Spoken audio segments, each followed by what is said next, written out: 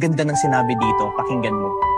Get a partner who matured enough to educate you, matured enough to handle your attitude, matured enough to accept your flaws. Remember, looks are everywhere, but a person with good mindset is rare. Hindi mo kailangan ng partner na maganda at gwapo lang. Madali lang yan.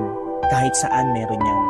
Ang kailangan mo, yung partner na may emosyon at may utak. Yung kaya kang i-correct at hindi ka ito-tolerate sa mga kamalian mo. Yung kayang harapin yung attitude mo. Hindi yung kapag mahirap na, bigla na lang tatakbo.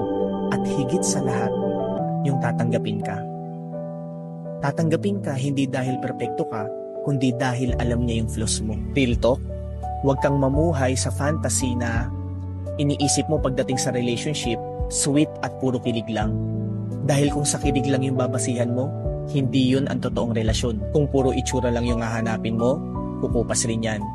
Pero kung hahanapin mo yung partner na may maayos na attitude at mindset, yan ang tunay na bumubuo ng relasyon. Kaya kung may pipiliin ka na partner, dapat yung partner na pinapatalino, pinapagaling at ginaguide ka.